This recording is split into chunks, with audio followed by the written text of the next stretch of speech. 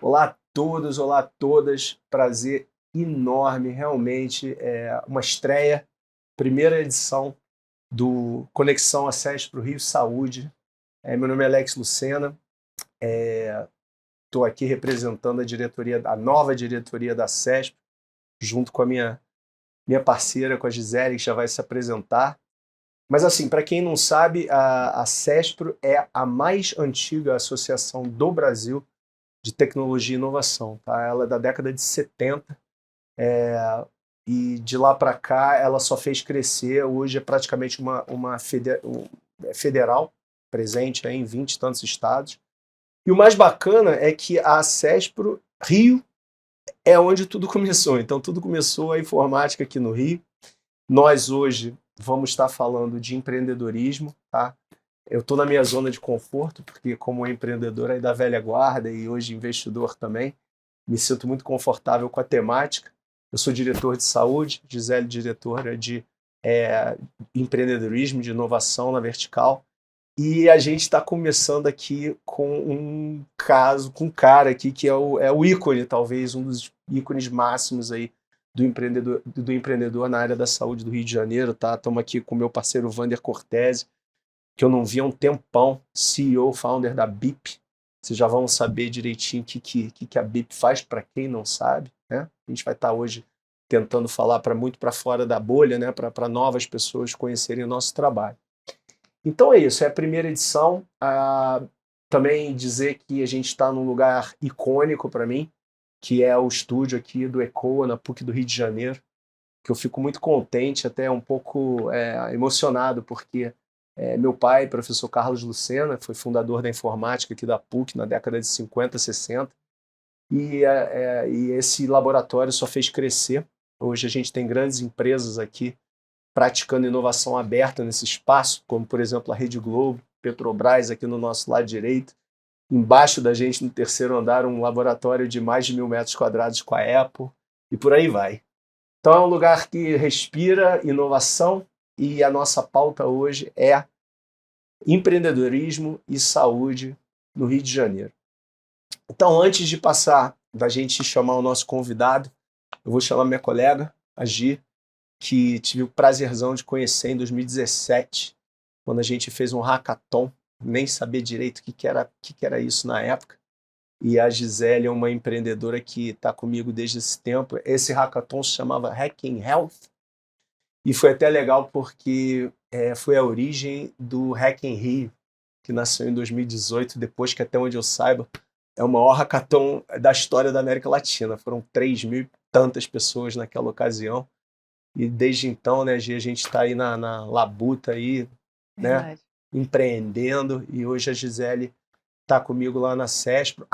Dizer também, não posso esquecer, senão levo uma bronca do chefe, que a gente está aqui representando, né, a diretoria do biênio 23, 24, chefe é modo dizer, um grande amigo, sob a presidência, né, do Robert Johnson, né, que é um empreendedor, eu digo, carioca americano.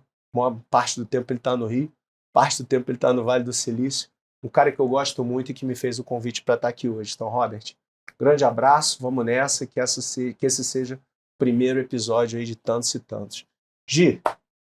Gisele por Gisele, conta aí. Obrigada, Alex, pelo convite. Um prazer estar aqui com você, nesse lugar maravilhoso, incrível, ícone mesmo, né? Prazer estar aqui com você também, Vander. Bom, sou Gisele Félix, eu sou fisioterapeuta de formação, então vou contar, não lá muito desde o início, mas vou tentar ser breve, né? Em 2005 eu me formei, em 2007 eu já estava com a agenda cheia de pacientes, e no finalzinho de 2007 para 2008 a gente resolveu empreender em montar equipes para atender o home care, né? Então surgiu a partir daí a Meu Spa, com o objetivo de levar a qualidade de vida até as pessoas.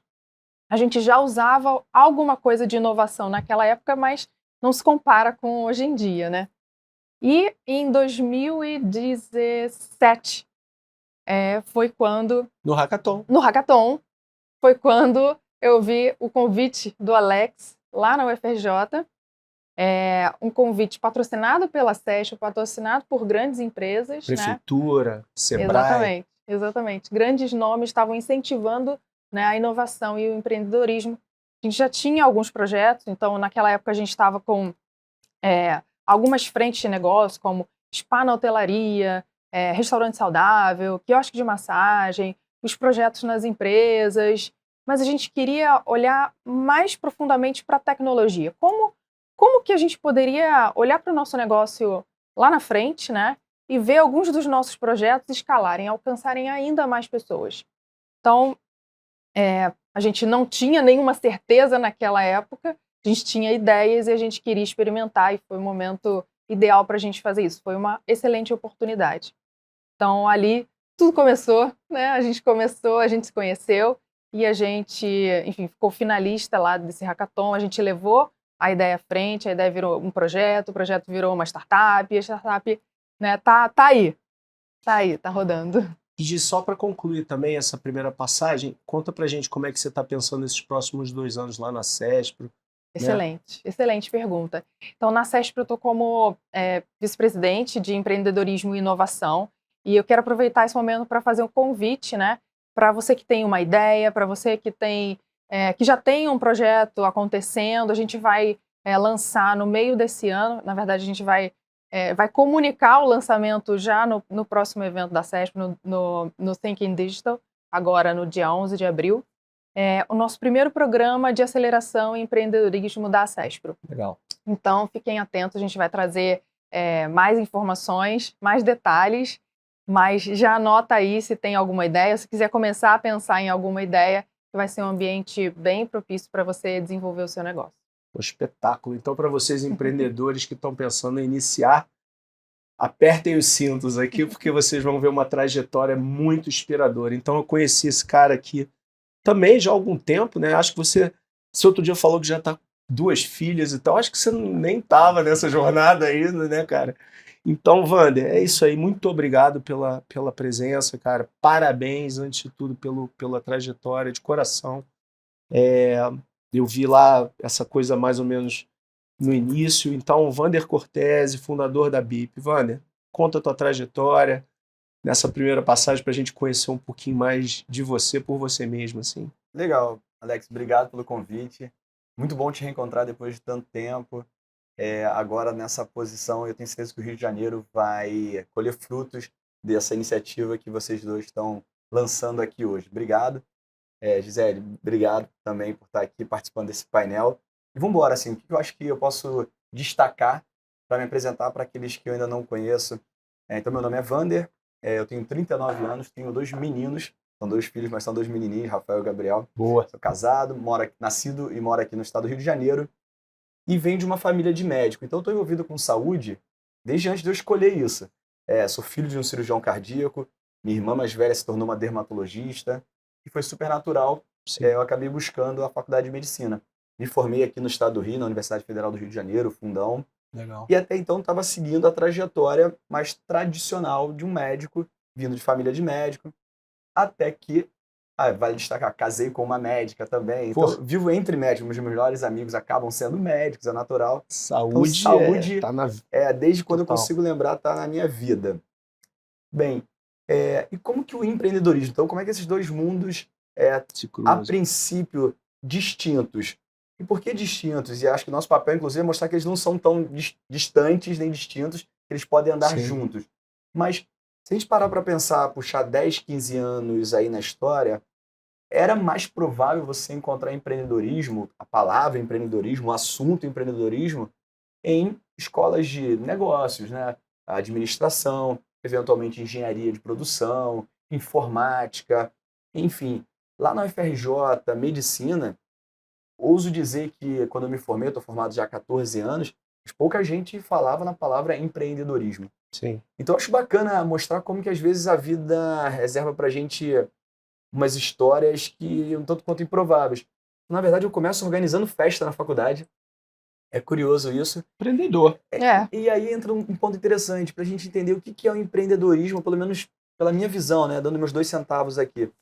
Eu brinco que empreendedor tem a palavra dor não à toa. Que a gente está sempre procurando algo que está doendo, né? Muita coisa. O gringo gosta de falar o pain point, né? Sim. E tentar ver como a gente consegue melhorar. E como é que foi isso na minha trajetória? 20 e poucos anos, universitário, terminei um namoro, o coração estava lá partido, E a gente naquela época não tinha esses aplicativos, você tinha que sair para conhecer A gente, caça. né? Sair para conhecer gente. E aí eu ia numas festas e achava as festas muito ruins, mal organizadas, a entrada era uma confusão, para comprar bebida era difícil, ir ao banheiro era complicado, a música não era boa, o ar-condicionado não funcionava bem. Pô, então assim, eu criticava.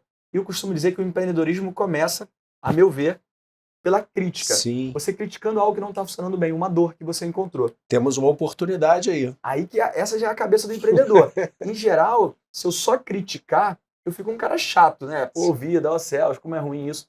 Então eu gosto de dizer que o empreendedor ele começa criticando, mas quase que de uma forma incontrolável, ele sugere uma alternativa. E aí é o lado criativo. Então assim, peraí, isso aqui não está funcionando bem por conta disso. Poderia ser diferente dessa outra forma. Mas até aí, a meu ver, ainda não é empreendedorismo. Aí você é uma pessoa criativa. A próxima etapa, a próxima casinha nesse tabuleiro, essa sim você já começa a se aproximar do empreendedorismo. Deixa eu usar um ferramental, esse ferramental você pode aprender, e ver se aqui tem uma oportunidade de negócio. E a quarta casinha, que a meu ver é a mais interessante, mas também a mais doída, é a execução. Deixa eu executar essa história aqui. Então, só recapitulando, eu Perfeito. vejo o empreendedorismo muito assim. Eu critico algo, eu proponho uma alternativa, eu analiso as luzes de um ferramental, de técnicas, e ao longo dos anos vai mudando, vai surgindo uma técnica nova, mas enfim, sempre existiu ali um ferramental e depois eu executo. E para cada casinha dessa a gente poderia passar aqui alguns Sim. episódios conversando. Mas assim foi então que Você vai além da ideia, né? Porque ideia todo mundo tem, né? muita gente me procura, Alex, e imagino que mais ainda vocês. Ah, não, porque eu sou muito empreendedor. Eu falo, é mesmo? Qual foi os negócios que você já montou e tal? Não, eu tenho muitas ideias. Eu falo, então vamos lá. Vamos só dar aí os nomes corretos. Você é muito criativo. O inventor, né? Inventor, empreendedor é um outro capítulo Exatamente. nessa história. Então aí eu começo organizando festas e aí eu acabo entendendo que eu estava empreendendo. E como bom estudante de medicina, o que eu fui fazer? Fui estudar sobre esse negócio. O que é isso? E aí me deparei com o tema empreendedorismo, comecei a comer os livros. Era engraçado porque eu já ia para a faculdade, para o hospital, mas já com livros de empreendedorismo. Então eu já estava vivendo um certo dilema, até que eu tomo a decisão de estudar negócios. Então quando eu me formei, e todo mundo vai fazer residência, né? Você da área de saúde sabe disso. A gente termina lá a faculdade e vai fazer a residência numa especialidade. Eu falei, não. Chamei meu pai para conversar, chamei a mãe e falei, ó, me formei, amo medicina, mas minha residência vai ser em business. Fui estudar negócios e com 24 anos abri minha primeira empresa. E aí, porque a BIP, que a gente vai falar aqui mais sobre ela hoje, é a minha segunda jornada empreendedora. Foi a BR Med? Foi a BR Med, isso. Que vem a ser uma rede de clínicas de medicina do trabalho. Para quem não conhece... Você que teu pai? Não, na verdade... Você... meu pai realmente medicão mesmo, cirurgião cardíaco, de abrir teu peito, operar teu coração. Acompanhei ele muito em cirurgia. É admirável. Legal. A gente precisa desses profissionais. Sim. Mas a gente vai falar já sobre vocação. Nitidamente não era minha vocação. Tem algo bacana que, assim, vocação, quando você vai na etimologia, ela vem de vocatio, vocare, chamado. Tanto que em inglês vocação é calling, né? Calling. Sim. Então, assim, o meu chamado não era de fato assistencial. Claramente, hoje, olhando em retrospectiva, é fácil eu dizer assim, meu chamado, minha vocação era realmente para empreender, encontrar dentro do sistema de saúde experiências que não funcionavam bem, propor algo diferente e executar. Então, ali, depois Legal. que eu ganhei esse ferramental na área de negócio, montei essas duas empresas. E aqui, puxando para o encerramento pelo menos dessa introdução, uma é a BR Med, que é uma rede de clínicas de medicina do trabalho. Outra é a BIP, que é uma startup, então já nasce ali em 2016 para 2017, nesse conceito de startup, já no conceito de investidores apoiando, então tem bastante diferença para a gente conversar. Juntas hoje empregam milhares de pessoas, presentes em vários estados, e aí movimentam centenas de milhões de reais ao ano, então alcançamos alguns números interessantes, mas o que eu falo com o maior orgulho é as duas empresas fundadas, sediadas aqui no Rio, gerando aí muito emprego e movimentando a economia. Não, perfeito, cara. Muito legal. Trajetória empreendedor raiz. Você encontrou um propósito nisso tudo, certamente, que te motivava e seguiu e fez acontecer, né? Você é do verbo fazeção, é como a gente, né? A gente só não pensa, a gente faz e faz. E o que o Vander falou, né? Que o propósito realmente desse nosso webcast, pode se chamar assim, não sei se eu estou chamando correto, mas do Conexão Acesso Saúde Rio, é mostrar que o Rio de Janeiro reúne os elementos, né, necessários para voltar a ser um dos grandes ecossistemas de saúde do Brasil e, por que não, do mundo.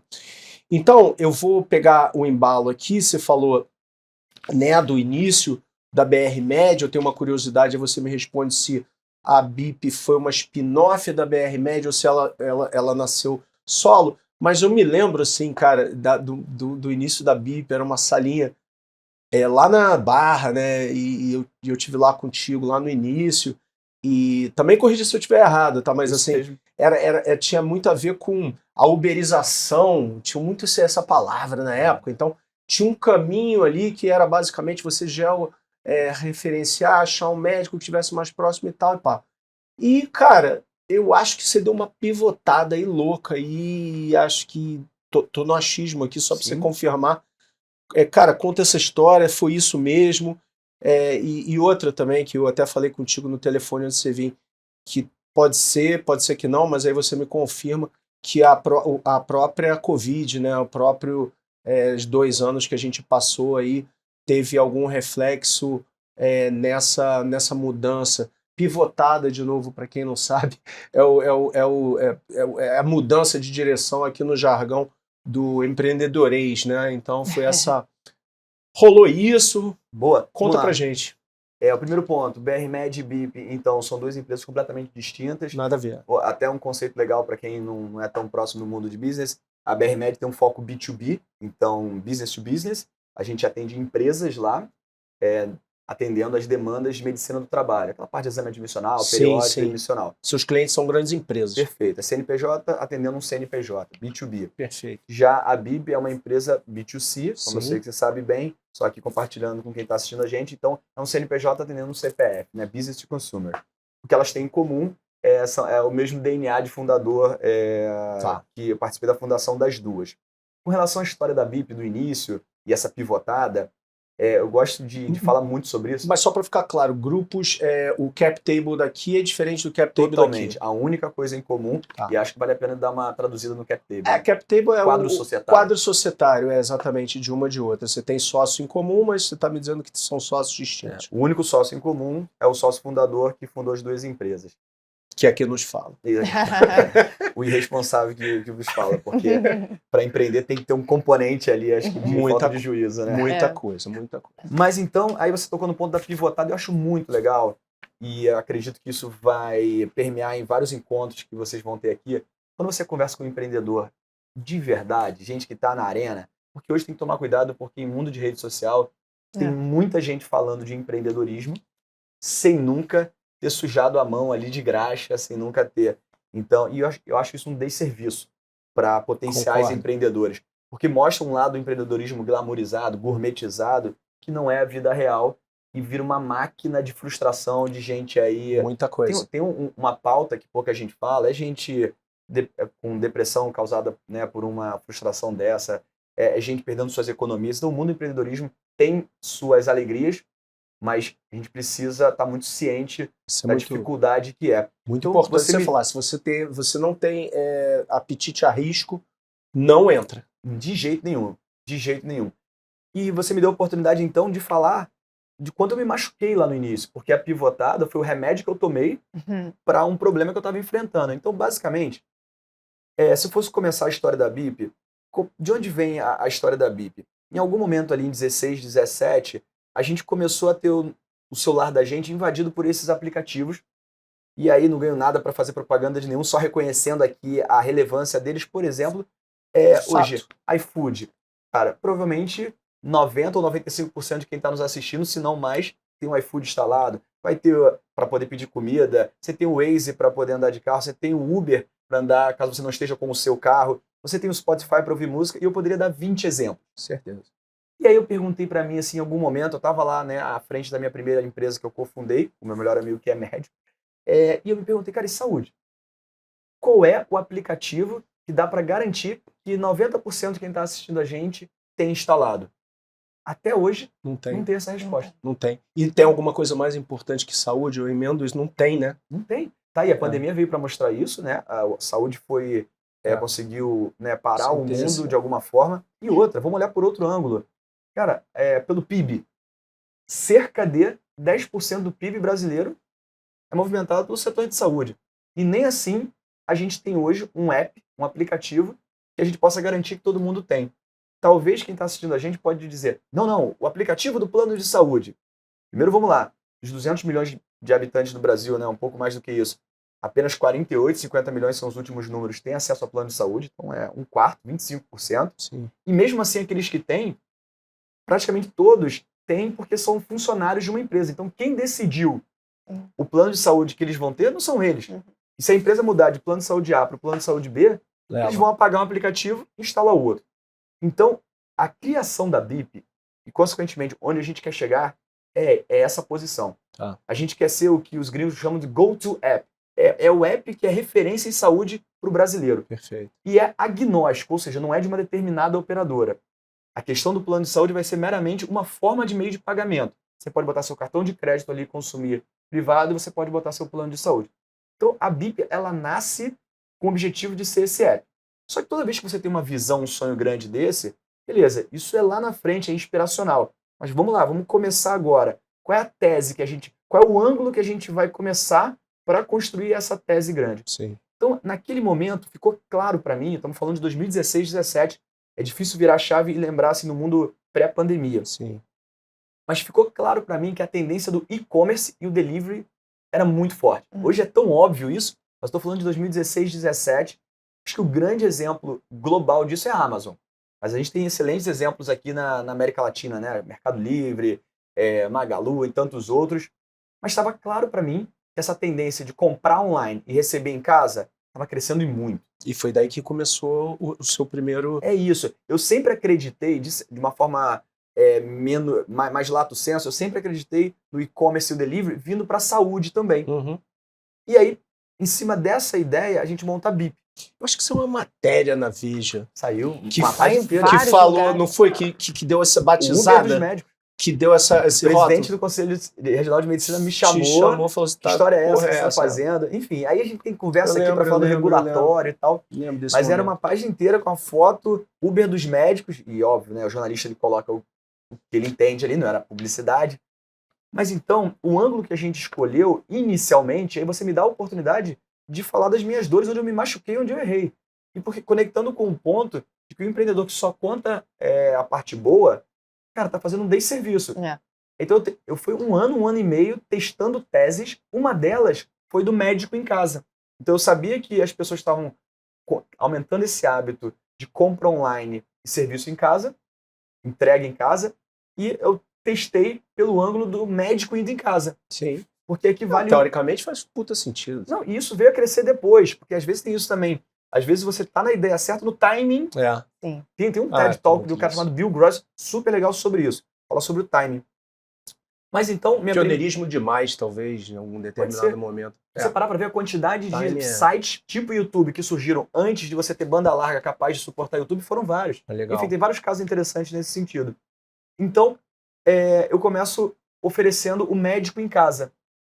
E por que isso? Como médico falando, e acredito que você vai concordar comigo também, como profissional de saúde, o Brasil tem um comportamento hospitalocêntrico. Sim. Nós brasileiros crescemos culturalmente com a ideia de procurar o hospital.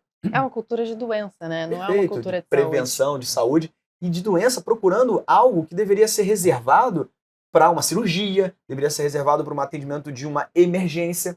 Pensando que o médico em casa era como a coisa começou lá. Médico de família, lá atrás. No interior, lá atrás, sempre foi isso, né? Com os clientes e não pacientes, não precisava ser paciente.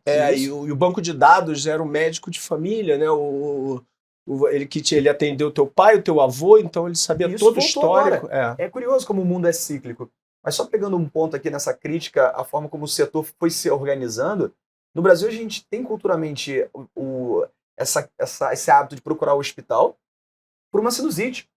Que isso, cara? Assim, você tá com uma sinusite, sintomas de uma sinusite, você vai para emergência. A emergência vai disputar espaço ali com um politrauma que tá vindo, ou uma suspeita de um infarto. E aí você vai passar por uma triagem, vai ficar esperando, enfim. Cultural. Sem falar na questão do especialista, né? O brasileiro, ele tem dor de cabeça, ele não quer ver um médico, ele quer ver um neurologista. Exato. Enfim, tem muito espaço aqui. Mas assim, entendendo essa dor, e aí eu conecto com um ponto inicial de Sim. que sempre criticando, mas não parando ali, propondo e tentando ao mínimo executar, eu oferecia médicos indo na casa das pessoas. Porque naquele momento, como você bem lembrou, o Uber estava, né, crescendo muito, então tinha facilidade de eu, por geolocalização, saber onde está aquele médico, sei onde está aquele paciente. Um Uber já era conectado com uma API, uma integração com o Uber, passava, pegava o médico e levava lá. Eu tirava o paciente da emergência, era bom para todo mundo. Correto dizer que era um conceito de marketplace aí aplicado? Sem dúvida, marketplace, especialmente porque o médico não era funcionário meu, Sim. então é o que a gente chama de um serviço 3P, third party, onde eu conecto alguém que tem uma demanda com alguém que pode prestar esse serviço por geolocalização. E eu tive casos muito bacanas. Aqui na Barra da Tijuca, no Rio de Janeiro, você tem esses condomínios enormes com vários blocos. Então tinha caso de alguém precisando de um médico e no mesmo condomínio, talvez no bloco do lado, tem um médico que está com horário disponível daquela especialidade. Olha que coisa linda, conectava e a pessoa ia. Mas aí não estava monetizando como você gostaria. não precisava, não estava tracionando. Eventualmente. Exatamente. E tudo bem. O verdadeiro CEO de uma companhia, Sim. quem manda na companhia é o mercado.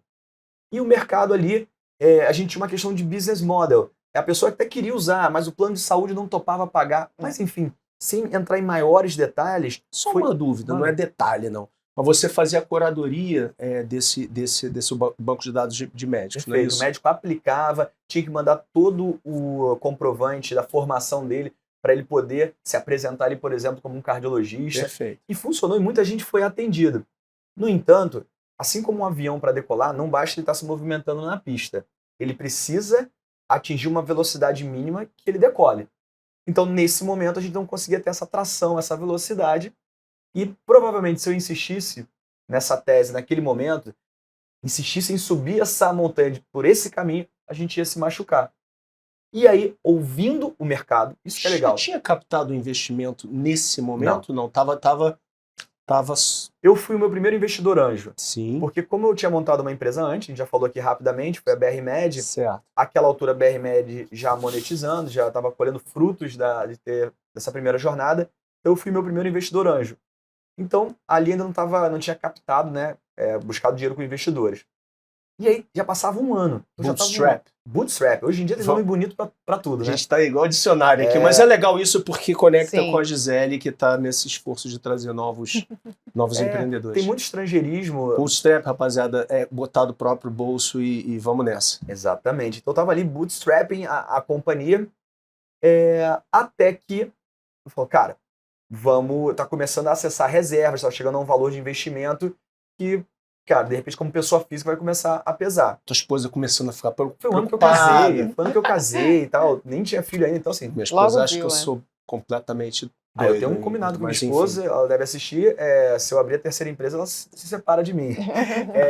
Mas brincadeiras à parte. Que não são tão à parte.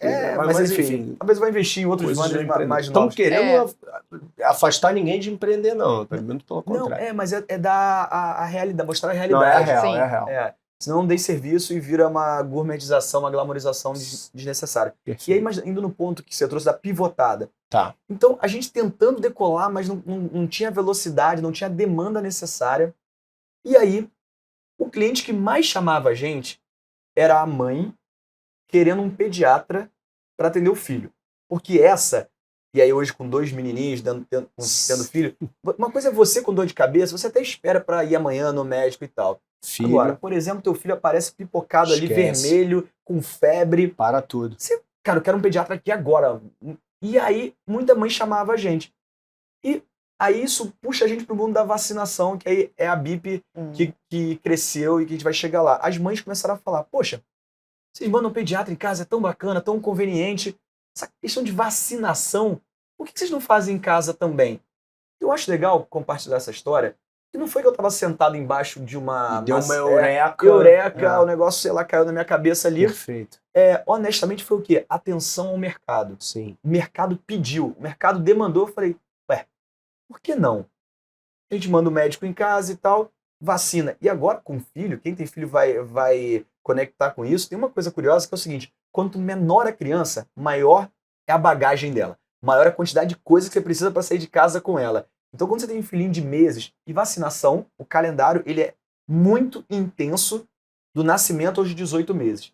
Você sair com uma criancinha de meses de casa para ir numa clínica de vacinação é uma experiência desafiadora. Uma mãe que está ali amamentando ainda, enfim, beber conforto, tudo aquilo carregar no trânsito do Rio de Janeiro, se expor à violência clínica. Cara, não era uma experiência boa. Olha a crítica aí de novo. Perfeito. Olha o olhar crítico. Porra, o cliente pedindo, e aí a velocidade de ser uma startup, a gente testou, ofereceu então vacina em casa. Quando a gente ofereceu vacina em casa, a gente se deparou com aquela sensação gostosa que os livros, né, chamam do você encontrar o Product Market Fit. Isso. Então, uma expressãozinha aí fresca, mas que dá aquela sensação do Acertei. o vento bateu na vela, agora vai. Aí você, opa, alguma coisa aconteceu aqui. E com isso, a gente começou a ter muita demanda, e aí acelerando a história, a gente foi humilde para reconhecer então que aquelas outras teses, aqueles outros serviços que a gente estava oferecendo, era hora de shutdown. Vamos focar aqui, porque é aqui que o mercado está pedindo. E aí foi o que a gente fez, e eu estou falando do final de 2017.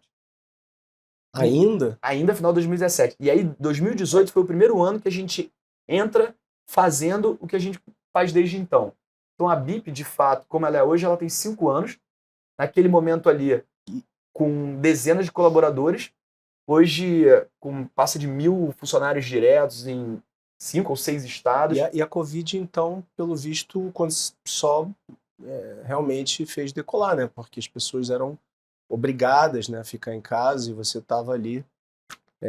Questão da vacina que você falou, meu Deus, quando ela ficou disponível, virou um big business, né? Então, eu tenho sempre um cuidado, é muito comum eu falar sobre o impacto da Covid com a BIP, e provavelmente tem muita gente que está assistindo a gente que eventualmente perdeu alguém na pandemia. Então, é uma tragédia, ninguém pode, né... Mas, Wander, assim, como empreendedor, por exemplo, eu penso na telemedicina, Lógico. uma outra tecnologia que só fez mudar, né, a relação. E foi muito importante isso para o setor da saúde. Muito. E uma coisa que era muito importante é que as pessoas que estavam sadias e que tinham alguma doença crônica, elas precisavam continuar o cuidado em casa, né? Então, Sim. ir até o hospital era se colocar em risco, né? Sem dúvida. E aí você ter a possibilidade de receber o serviço em casa, poxa... Olhando em retrospectiva, qual é o impacto da pandemia para a BIP? Então, né, com os devidos cuidados aí, né, respeitando quem pode ter perdido, e muita gente perdeu gente querida, de fato ali, tudo que é ligado ao e-commerce, e como eu coloquei anteriormente, a BIP é um e-commerce de serviços de saúde domiciliares. Tudo que é ligado ao e-commerce a gente sabe que cresceu muito. E a BIP ganhou muita visibilidade nesse momento. Diferente das empresas de telemedicina, inclusive tem um case que é aqui do Rio, que tem que vir aqui em algum momento do Guilherme, da Conexa. É o Fernando, pô? Guilherme Fernando, é o time da Conexa. Oh, meu parça, o do Romeu. Filho do Romeu, exatamente. Então, a telemedicina, ela realmente cresceu muito na pandemia. No caso da BIP, teve uma questão que é o seguinte, não sei se vocês vão lembrar, mas a vacina não estava disponível no setor privado. Então, assim, o que eu percebo para a BIP especificamente? A BIP cresceu, o nome dela, tem um nome bonito para isso, que é Brand Awareness, né? A percepção da marca, o conhecimento da marca cresceu muito na pandemia, Sim. mas de fato não gerou negócios para a gente, porque a gente nunca foi possível vender a vacina da Covid, era uma questão somente no setor público. Você estava trabalhando com todo tipo de vacina. A gente, desde que a gente lançou, a gente trabalha com todas as vacinas, mas o grande foco no Brasil de vacinação no setor privado são crianças. Tá. Então são aí vacinas contra meningite e outras do calendário vacinal. Perfeito. A tríplice viral, a tríplice bacteriana. Quando era moleque a gente ia na farmácia, né, cara? A gente atravessava o postinho a rua. E tal, né? É. O Brasil é muito forte no Programa Nacional de Imunização, muito bom, muito competente. Fiocruz, né? Nossa, Fiocruz. Opa, outro Rio de Janeiro aí, né? Dentro da área da saúde, que a gente está lembrando aqui os nomes e a gente já vai pautando. Então a pandemia, de alguma forma, sim, fez a marca crescer, mas a gente não viu isso virar negócio. Não, perfeito. Mas fez muita gente que não cogitava usar o e-commerce, seja para banco, seja para saúde, usar e ver, caramba, isso é legal, isso é acessível, isso não é caro. Porque aqui tem um ponto legal. A BIP não inventou, você sabe muito bem disso, o serviço de saúde domiciliar. Isso já existia desde quando eu nasci. Só que tem uma diferença. Antes, o domiciliar ele era restrito a um público VIP. que topava pagar mais por essa conveniência. Sim. Assim como, por exemplo, andar de motorista e carro preto, na minha infância, era se eu olharia, pô, é um grande executivo de uma multinacional e tudo mais. Sim. O que eu acho bonito que, por exemplo, o Uber fez do lado dele, e de alguma forma o que a BIP fez, no caso do serviço domiciliar, foi dar acesso a algo que antes era VIP, mas para o grande público. E como que a gente faz isso? Tecnologia. Esse é o ponto. Antigamente você pegava o telefone e ligava, né? Hoje você tem aí, né, o WhatsApp, imagino que deva ser uma É um ferramenta canal importantíssimo. absurda e democrática, né? Isso. E tem essa tecnologia para o pedido, mas tem uma camada de tecnologia na BIP que pouca gente enxerga olhando de fora, que é a questão logística. Tá, Porque assim, o lance de ir na casa da pessoa, em geral, ele era muito caro, tá. porque tinha todo o custo a mais de você pegar um carro, parar aquela profissional eventualmente Sim. que estava na clínica e ir na casa da pessoa, e por isso precisava ser caro. Você tem uma frota hoje, não tem? Centenas de carros. Eu vejo o carro que eu moro aqui em São Conrado, Verdinho. volta e meia, tá. Isso aí. Galera me manda foto direto, pô, Legal. não canso de ver, muito bacana. Então, só para deixar claro Logística, importante. exatamente, o componente logístico, e numa cidade como Rio de Janeiro, com os desafios do trânsito do Rio de Janeiro, Louco. então a gente aplica muita tecnologia nos bastidores, o algoritmo ali, para ter a melhor roteirização, de tal forma que a gente consiga ir na casa das pessoas sem ser caro. Então, hoje, não é só mais na Lagoa, no Leblon, que eu consigo ir. A gente está falando na Baixada do Boa. Rio de Janeiro. A gente Ó. está falando de ir na região lá do Leste Fluminense, lá em São Gonçalo, num bairro mais humilde. Boa. Porque não é agora, não é mais caro como era antes. Cara, isso Tecnologia permitiu. você como empreendedor conseguir democratizar, né, a sua solução, isso é de suma importância, assim. É o impacto, né? Que hoje Aí você é fala de fundamental. propósito, aí você vai começando a se sentir bem por outros Sim. aspectos, né? Os relatos de estar conseguindo chegar onde você está chegando. Verdade. Cara, assim, espetáculo. Eu fiquei claro, assim, a trajetória é muito claro. E a pivotada foi importante. A pivotada foi fundamental. E você ouviu a demanda. É isso aí. Então, assim, tem que estar aberto a ouvir o mercado, não se agarrar necessariamente à sua ideia inicial. Sim. Tem um conceito que é super conhecido, mas por acaso alguém não conhecido, MVP. Isso. Cara, lance o seu produto mínimo viável. E tem uma brincadeira que diz assim, né? Que... Hoje estamos lançando um MVP, pessoal. Isso. Essa é a nossa primeira edição. Não vai ficar perfeita, mas a gente, a partir daí, tô olhando ali para o Juan, que é aqui o chefe aqui do ECOA, né? A gente vai melhorar, vamos fazer, né, com as condições que tem. Hoje é o nosso MVP. Você está participando do MVP. Isso, e tem aí muitos autores, né, já falam sobre isso, que se no futuro você olhar para o seu MVP e não se envergonhar, é sinal de que você lançou tarde demais. Ou seja, a gente pode até quando eu digo se envergonhar, falar, caramba, lembra? Era só uma mesinha, 3 cadeiras, aí para montar vocês num estúdio com um visual lá super transado, bacana. Mas é isso, empreendedorismo tem um componente de... eu acho legal, tem aquela frase que a gente conhece que é preparar, apontar, fogo. E no empreendedorismo é preparar, fogo, apontar. Wander, você falou aí que a BIP cresceu muito, você falou da frota. Equipe também cresceu muito, imagino, né? Empresas são feitas de pessoas. Totalmente. Como que você faz para gerenciar, sabe? Como que sua equipe faz para gerenciar todas essas pessoas? Você chegou a falar, né? Quase 1000 pessoas. São mais de 1000 pessoas, né? Então... em cima dessa pergunta, em que momento, eu sempre tenho essa curiosidade, entrou o primeiro round de investimento? Legal. Fiz um 2 em 1 aí.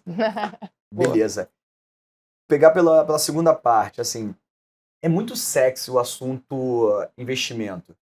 Porque, em geral, ele vem acompanhado daquelas fotos na revista. O IPO. Aí você sai lá em todas essas revistas de negócio e eu vejo que atrai muita atenção e muita gente quer empreender, gosta disso.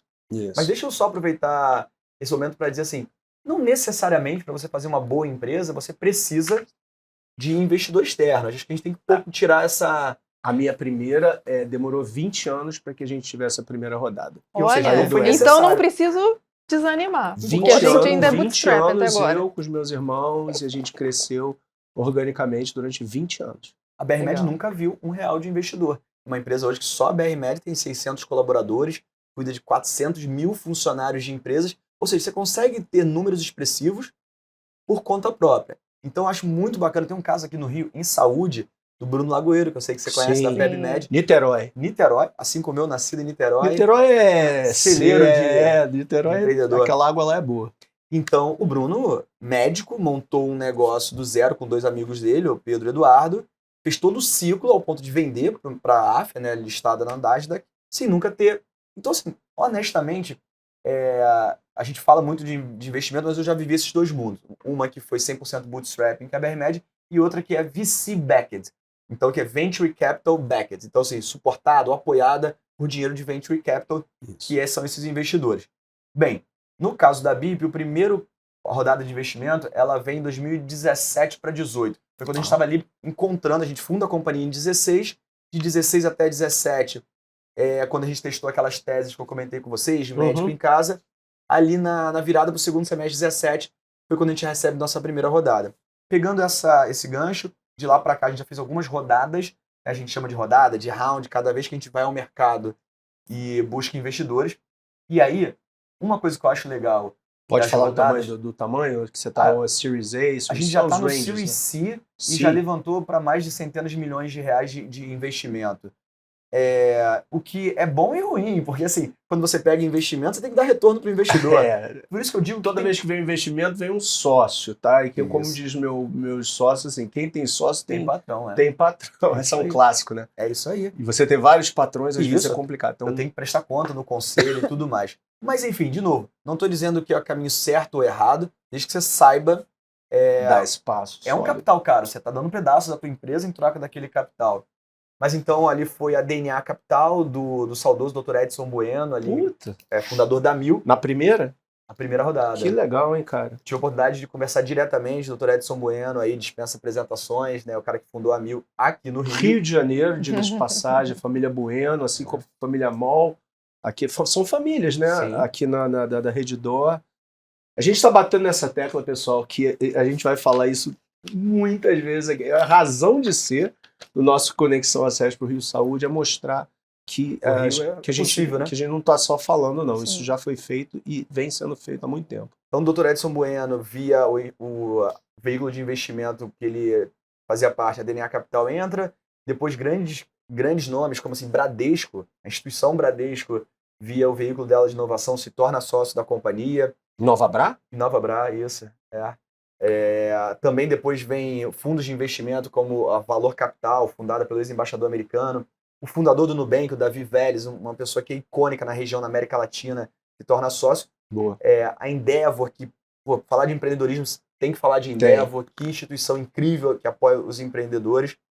Mas eu tive a felicidade, aí o mais recente, que talvez algumas pessoas se bulgarem a BIP vão ver as notícias, mais recentemente o fundo de investimento fundado pelo Mark Zuckerberg e a esposa Priscilla Chain, se chama Chain Zuckerberg Initiative, né? Iniciativa Chain Zuckerberg. Legal. Então a gente teve acesso a eles e pela primeira vez eles lideraram uma rodada de investimento numa health tech, uma startup de saúde, e foi aqui no Brasil e foi a BIP. Que isso, então, que legal. Hoje em dia a gente conseguiu trazer para cá, para o Brasil, para o Rio. E eles agregam, estamos usando todas as sopas de letrinha, né? Está virando que é o smart money, ou seja, eles, além de botarem dinheiro, eles ajudam de outras maneiras.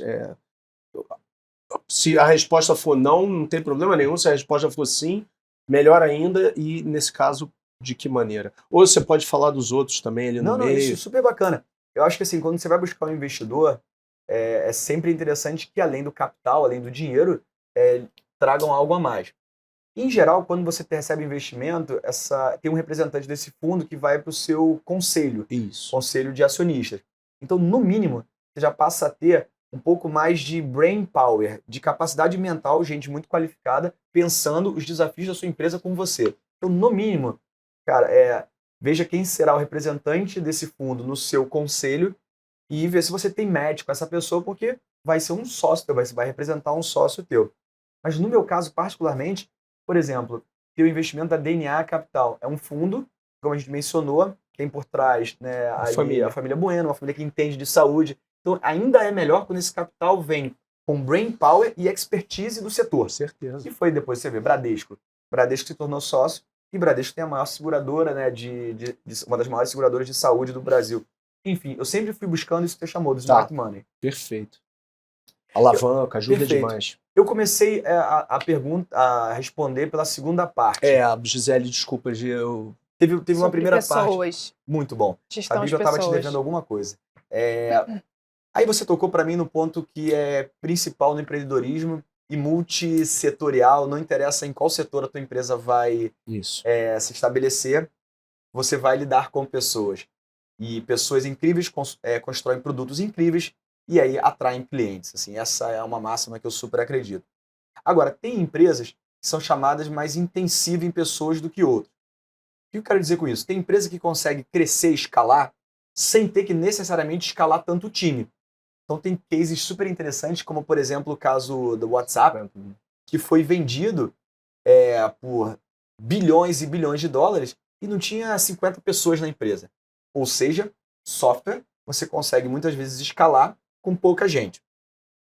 Empresas como a BIP, elas são intensivas em pessoas, ou seja, o meu serviço, para eu crescer, eu realmente tenho que cada vez ter mais gente. E eu vou ter milhares de colaboradores, milhares de funcionários. A frota tem que crescer. A frota tem que crescer. E não tem certo ou errado, mas traz desafios diferentes. Sim. E o que vai conectar todas essas pessoas é um papo que a gente precisaria aqui de muito mais tempo, mas é a cultura.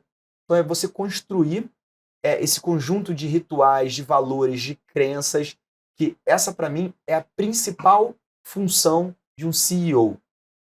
Eu brinco que apesar de CEO oficialmente significar Chief Executive Officer, para mim é Chief Evangelist Officer.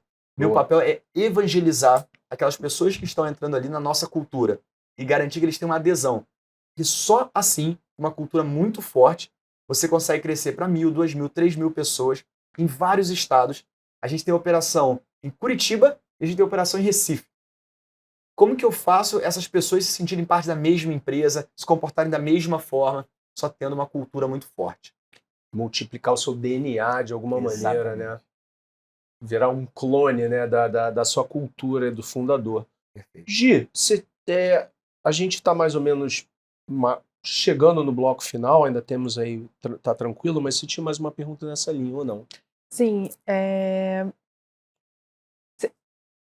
o Vander comentou, né, e eu vi também no seu LinkedIn, você colocou lá uma legenda até, né, a foto é sorrindo, mas por trás tem muita coisa, né, muita coisa acontecendo.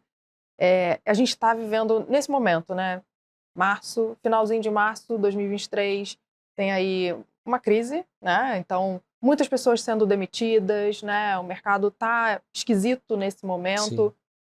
Acredito que muitas dessas pessoas vão partir para o empreendedorismo, Ok. porque ou por buscar o propósito, ou por, falta de opção, necessidade mesmo, né? O que você poderia dizer para essas pessoas, assim? Nossa, poderia...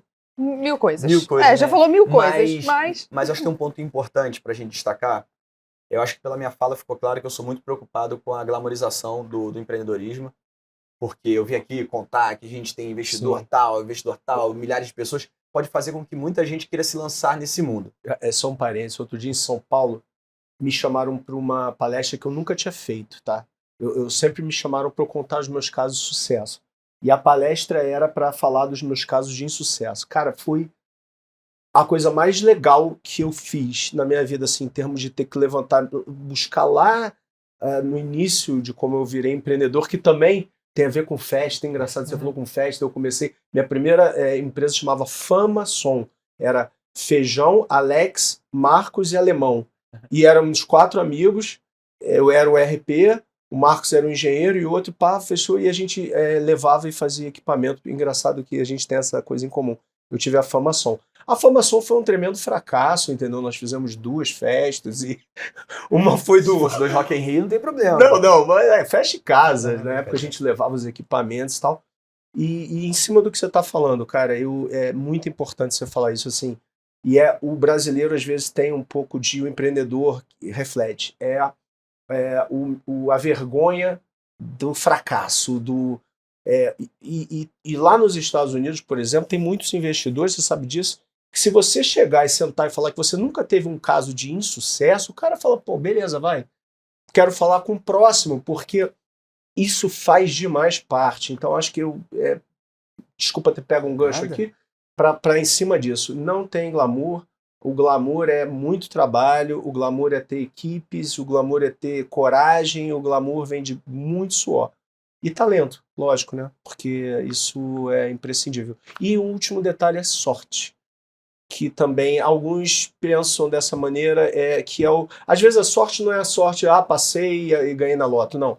O timing, por exemplo, que você falou, às vezes é um fator de sorte. Cada coisa que você falou dá para 1 hora de conversa. Deixa eu tentar endereçar aqui. Invadir geral, mas deixa eu tentar endereçar. O primeiro passo é o seguinte, quero deixar claro. Empreendedorismo, minha visão, meus 2 centavos aqui, é o seguinte. Assim como várias outras atividades profissionais que você pode ter, ela não é para todo mundo e nem ela é exclusiva de uma ou outra pessoa. Eu sou muito a favor desse conceito de self-awareness, você se conhecer. Então, por exemplo, muita gente vai assistir a gente com vídeo, estão vendo aqui, eu sou um cara baixinho, eu tenho 1,72 m de altura. Se eu chegasse para você e falasse assim, Alex, cara, resolvi uma parada, você é jogador de basquete.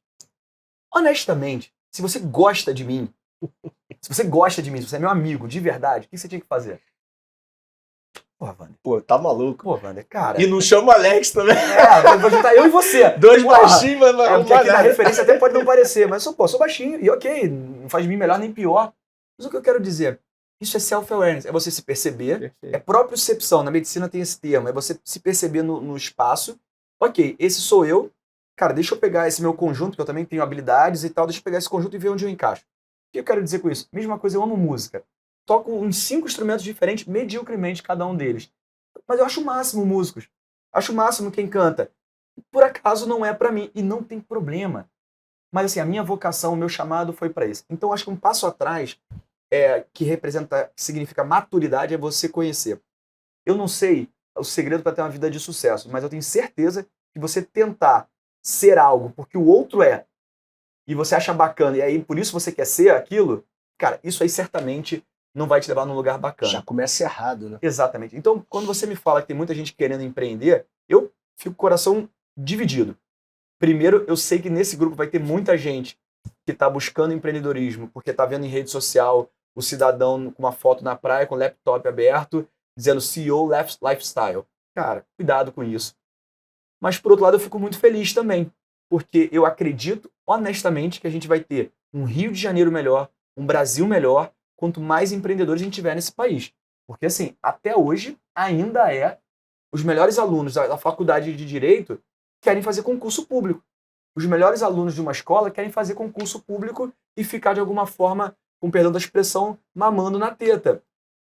E assim, eu não estou falando de forma pejorativa, porque tem a pessoa vocacionada para ser um servidor público. Sim. Mas também, vamos encarar a realidade, existe muita gente que busca isso por outras razões. Enquanto que seria muito melhor para o Brasil, para o Estado, se essas mentes e com a vocação adequada fossem encaminhadas para o empreendedorismo, que hoje é quase que um atestado de maluco no Brasil. Não, e às vezes você pode ter esse espírito dentro de uma organização, Sim. que é aquela expressão intraempreendedorismo. É você ter aquela que o Wander falou lá no início, aquela atitude, aquele mindset de, porra, olhar um problema e não ficar reclamando, e ir lá e resolver aquela porra, né? E transformar aquilo numa oportunidade. Isso, as grandes empresas hoje buscam muita coisa, pessoas que têm esse perfil, né? Essa proatividade. Então, concordo contigo, não é todo mundo que tem habilidade como e é maluco como a gente de largar tudo, largar um bom salário como eu fiz, por exemplo, numa multinacional e começar tudo de novo, que aí minha mulher falou, ops, tá doido? Eu falei, não, mas vamos lá que vai dar certo. Agora, você consegue ter tudo isso que você falou aplicado em outras situações, né, em projetos. Não necessariamente abrir uma empresa do zero, né? E conectar, né, Wander? Às vezes eu tenho certeza que você busca isso também na hora que você contrata, você quer trazer aquela galera com sangue nos olhos, né? Boa. Que tá pensando esse cara, Exatamente. né, cara? Ou esse cara, ele ou ela, ou eles, ou whatever, quer dizer, que vem com aquele gut feeling, né, cara? Quando eu comecei a empreender, ali foi 2008, era a época que estava em alta aquele filme Tropa de Elite. Sim. E eu era militar. A única coisa que eu fiz como médico, oficialmente como médico, no ano que eu me formei, abri o concurso para o Corpo de Bombeiro Militar. Aí eu entrei. E até hoje a senha do Wi-Fi, se alguém quiser roubar o Wi-Fi da minha sala, é faca na caveira. Que é aquela expressão, que é isso, essa pessoa isso. com a pessoa faca na caveira, aquela história de missão dada e missão cumprida. Isso. Até o Faca na Caveira, o tapa na cara foi gravado aqui dentro da PUC, que foi uma situação. Ah, aquela cena que tava na cara. Foi aqui. Histórica essa cena, Enfim. Bom, pessoal, eu queria fazer essa última rodada, começando com a Gi, e assim, eu trouxe um mantra que eu acho que a gente vai ficar rodando aqui dentro do Conexão Acesso Saúde, que é assim, Rio de Janeiro. Vocês concordam que a gente tem os elementos necessários? Wander falou o ecossistema, e essa é uma palavrinha que, para mim, eu penso sempre assim. Eu fiz um curso em Boston de ecossistemas empreendedores. Eles têm uma coisa muito simples, que é um pentágono. O que é um ecossistema? Um pentágono, pensa. Então você tem a ponta dos empreendedores, que é o que a gente está falando, a gente tem a ponta do governo, que vai passar por aqui pela conversa, a gente tem a ponta das grandes empresas, do corporate, a gente tem a ponta dos investidores, que a gente falou aqui, a importância, e a gente tem a academia. Não posso esquecer de falar que, por exemplo, a medicina da PUC do Rio faz 70 anos esse ano. Grande abraço, professor Hilton Koch, professor Biochini. Quem não conhece, é uma casa linda que subiu na Marquês de São Vicente, faz 70 anos, e vamos fazer muito evento lá, se tudo correr bem, casando com a CESP. Mas por que eu dei essa volta? Queria que vocês tentassem, de alguma maneira, validar, para usar uma palavra, essa visão de que o Rio reúne os elementos e a gente, sim, é capaz, aí falando com o chapéu de acesso para o Rio, né, de ser punjante no que tange a inovação, tecnologia, empreendedorismo na área da saúde especificamente, que é o nosso setor. Gi, se você quiser falar em geral, porque lá na CESP não é só saúde, né? E o convite está aberto, né, para a CESP, não só, aproveitando o gancho, né, não só na área de saúde, mas em todas as outras áreas.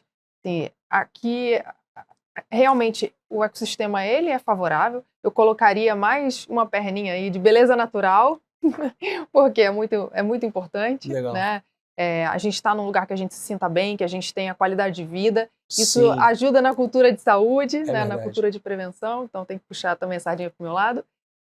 Mas sim, a gente tem aqui todo o ambiente propício, e se a gente olhar, a gente vai descobrindo, né, vai lembrando, vai relembrando de vários nomes, de várias potências que começaram aqui e continuam aqui, né, nesse berço de inovação, né, que, enfim, em vários lugares eu tenho certeza que estão acontecendo várias ações parecidas, paralelas, para ajudar a crescer, a fazer crescer, né, a nossa cidade, fazer crescer a economia, fazer crescer o nosso país.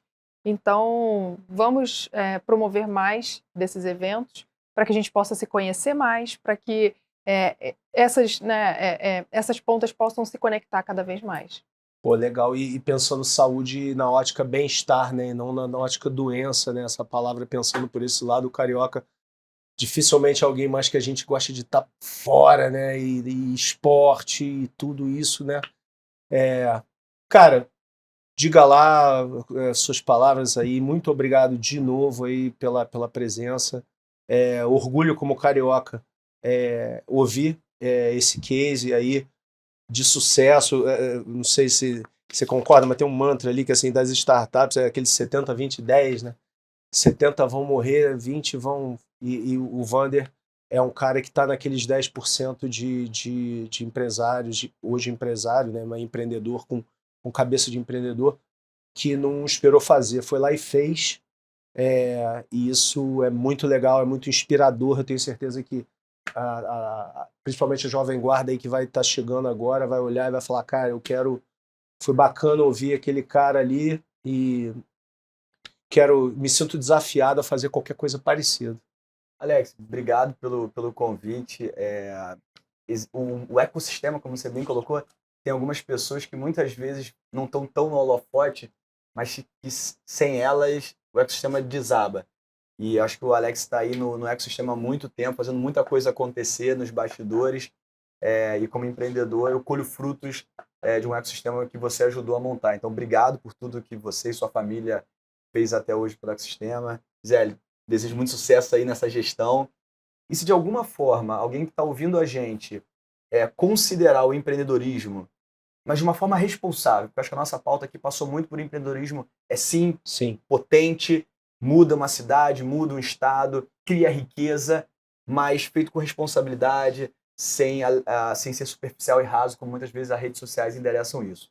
Então, acho que a BIP, eu fico feliz em a BIP, a BR-Med, outros cases que a gente mencionou aqui de outros amigos, mostrarem que o Rio de Janeiro reúne, sem sombra de dúvidas, todos os ingredientes necessários. Destaque aí para a academia, aqui a gente está numa área da PUC, UFRJ, ouvindo a FRJ. UF, Niterói, falamos de Niterói, Perfeito. uma potência. Então tem mercado, tem gente saindo das faculdades, são nascedouro de talentos, tem as belezas naturais. Então, da mesma forma que o Vale do Silício virou o que virou, que tinha ali Stanford, eu tenho certeza que aqui a gente tem capacidade suficiente para fazer algo incrível. E feliz em contribuir um pouquinho. Não, contribuiu demais. Pessoal, realmente espero que vocês tenham gostado. A última, me ajuda aqui, Gi, a diretoria toma posse no dia 11 de abril. No RB1. Eu queria saber isso de cor agora, me deu um certo bom, mas é dia 11 de abril, né? Depois você bota no... A gente põe lá, mas coloca. enfim, a diretoria, de novo, na batuta e no comando do Robert Jansen, que é um empreendedor nato também, tem uma aceleradora, um cara que, enfim, grande professor também, um grande exemplo. Só tem craque no time da diretoria, são umas 12 verticais, se não me engano, qualquer coisa assim. De novo, a entrevista hoje foi para falar de empreendedorismo na área da saúde. Então, muito obrigado. Eu estive aqui com a Gisele Félix, né? Responsável pela vertical empreendedorismo da CESP, e com o meu camarada aqui no meu lado esquerdo, Vander Cortese, sócio, diretor da BIP Saúde e também da BR-Med, empresa de sucesso aqui do Rio de Janeiro. Pessoal, um grande abraço para vocês, muito obrigado. Obrigada. E até a próxima.